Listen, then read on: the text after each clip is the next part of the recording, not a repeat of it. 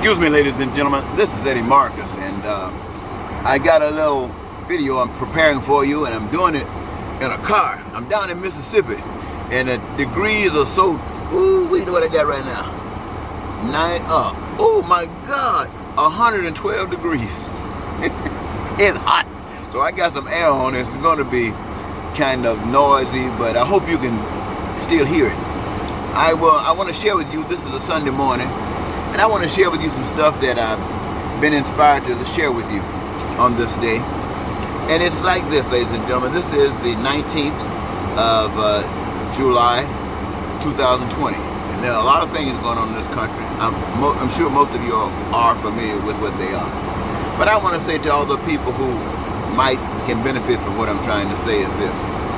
We basically know that there are some things that exist that human beings probably didn't have anything to do with, at least as far as we know. And that is one thing, the earth, and all of the stuff that comes with the earth, like the trees and the grass and the oceans and the seas and the mountains and the valleys and all those skies and stars and wherever else they may lead. All of that. So we don't try to claim any of that. But the resources of the earth, just like those trees and stuff, they're here. We had nothing to do with them. And since they're here and they have some usage and benefit, we acknowledge that perhaps the power that put them here and put us here had some connection for us to utilize them. And the fact that some of us have different skills and talents that we can be able to identify these things, you extract them and use them for certain benefits, then we acknowledge that that power is looking after us. And we do recognize that something has taken place, that while we all need certain things, not all of us get it. And so there must be a problem as to why this happened. Now, based upon my understanding, I see things probably different than most folks. And since this stuff continues to exist, I feel that my understanding and their understanding or your understanding are kind of basically insignificant, because none of it has worked together to bring about an end to the things that we probably don't like or don't understand. For instance, now, when we look at the resources of the earth that allow some people to have stuff and others don't, we see some people say all kinds of things. So before I get to you what I really want to say, I want to tell you perhaps the setup. The setup is this. There is a power, and everybody to one degree want to say they know it. And everybody's talking about it in one degree or another. And apparently, very few people are showing it. They talk it, but not showing it. And yet they want to use their talk to convince, encourage everybody else to see it the way that they see it, which produces nothing that it is. I don't know what they're fishing for at the time doing it like that, but they do it. And so we have a situation where none of this stuff works. So my advocacy would be to everybody that if there is what I've been hinting around, a God, you better try to know that God for yourself and not try to listen to what I say about God and accept my way or my seeing. It might be right for me, it might not be right for you, because you and I are not the same. Now, that power that put us together requires that we both eat, but it didn't require us to both think the same, because what your gift might be serves another purpose, and my gift might serve another purpose. The thing of it is that, though, is that they all benefit, they harmonize, they bring together, as far as I can understand. And if it's to push away, it does that, and maybe I don't understand. So what I'm saying, ladies and gentlemen, is this. I hear a lot of preachers, they want to say, God has given you this, God will give you the desires of your heart. And it says that. I mean, the scripture says that God will give you the desires of the heart. And as far as I can see, God is prepared that the desires of our hearts will be met. And that in order for that to happen, there is a requirement that is demanded of those who are going to receive these gifts that that God is going to give them. But they make it seem like God is personally. So if you need a house, God's going to personally give you a house if you got your act together. And you over here, if you don't have your act together, God is not going to personally give you your house. Now, that's the way they understand it. I don't understand it that way. So that's why I say you better seek for yourself. Now, what do what does that mean to me? I'm saying, like, when the devil is doing something, nobody says that the devil is doing that. Or if they do, it don't matter. Because if I see something, if you lying to me, I don't see the devil. I see you.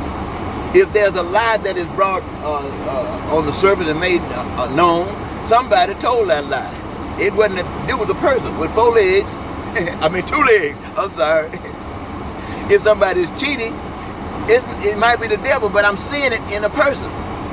If somebody's killing and exploiting, you see it through the activities of a person. It might be the devil. I don't know. I'm not gonna put my life on that. All I can say, a person did it.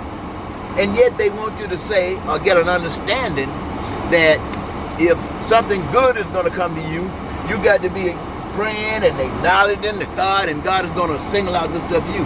That seems to me is a trick. It might not be a trick, ladies and gentlemen. It just seems to me that it's a trick. Why do I say that? Because if a liar does tell a lie and you see it, that's a person. If another person doesn't lie or is good, that's a person. If somebody, if a program is set up, let me use it like this. If you set up a program that's designed that only certain people can get houses, that ain't the devil. Those are people doing that. And if there is something that's the alternative to that, say a system set up where everybody can get houses, you can call that basically God, but it's really people that comes up with this design. However, the design is based on the principles that you do unto others as you have others to do unto you. Now, to me, that's God's way of giving us the route and everything, how to get the cattle of 1,000 hills. That's how to get the desires of your heart, by treating people like you want to be treated. Now, that's God. But the thing we have in it today is that seems forgive me for kind of talking like this, ladies and gentlemen, but it's hot. I'm trying to get out of this car. But down on earth, it seems like everybody's eager because of the way the system is set up to lie, to cheat, to steal, to kill, to terrorize, to create situations for hatred and bigotry and racism. It seems that's easy to do because there's money in it. You're being paid in it. You're being paid. First of all, those who have decided to usurp the resources from this earth, they put their names on it. So I see it as God giving it to the human race, but somebody's came over the con game to put their names on it and get others to invest in it, make them part owners in it. So when you get I call it kickbacks, when you get your kickbacks, everybody get a cut. On the other hand, I call it when everybody have a career and they exercise themselves in their careers as they do today.